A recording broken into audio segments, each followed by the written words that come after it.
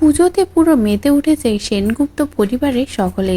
কিন্তু এই হাজারো আনন্দের মাঝে দীপার মনটা বারবার মিশকার দিকেই টানছে। দীপার বারবার মিশকার কথা মনে পড়ছে, আর যখনই মনে পড়ছে তখনই দীপা মনও খারাপ করছে। কিন্তু লাবণ্য বারবার দীপাকে বোঝাচ্ছে যে পুজোর দিনে মন খারাপ করে থেকো না, সবকিছু ভালোই হবে, এত চিন্তা করো না। মিশকা তো এখন জেলের ভিতরে আছে, ওখানে থেকেও কিছুই করতে পারবে না। তখনই দীপা বলে, মা, ওকে দিয়ে কোনো ভরসা নেই, ও সবকিছুই করতে পারে। আর দীপার এই সন্দেহটাই ঠিক হলো। মিশকা জেলের ভিতরে বসেও পাকাপোক্ত প্ল্যান করতেই আছে, কিভাবে সূর্য আর তার পরিবারকে শেষ করা যায়। এবার মিশকার হাত আর দীপার দিকে গেল না, সোজা সূর্যের দিকেই গেল।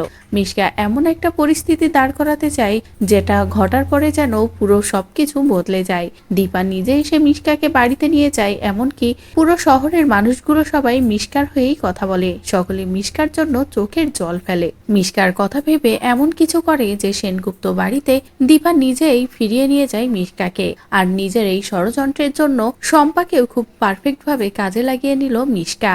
শম্পাও বলেই দিয়েছে যে অষ্টমীর দিনেই এই মহা ধামাকাটা ঘটতে চলেছে, যেটা শোনার পরে তো মিশকার আনন্দে শেষ নেই। তো বন্ধুরা, মিশকা যেভাবে প্ল্যান করলো তাতে করে কি করতে চলেছে মিশকা? এবার কি মিশকা পুরো শহর জুড়ে এমন কোনো ভিডিও ফুটেজ ফাঁস করতে চলেছে যেটা দেখার পরে সকলে এটাই বিশ্বাস করবে যে মিশকার গর্ভের সন্তান সূর্যের, এমনকি সূর্যের ইচ্ছেতেই এমনটা ঘটেছে, সূর্যের জোর জবরদস্তির কারণেই মিশকা মা হয়েছে। আর সত্যিই যদি মিশকা এমন কিছু ছড়িয়ে দেয়, সেই ভয়ঙ্কর অপবাদের হাত থেকে সূর্যকে বাঁচানোর জন্য কি দীপা নিজে এসে মিশকাকে ফিরিয়ে নিয়ে যাবে, সেনগুপ্ত বাড়িতে নিয়ে যাবে, এমনকি দীপা নিজেও সবটা বিশ্বাস করবে?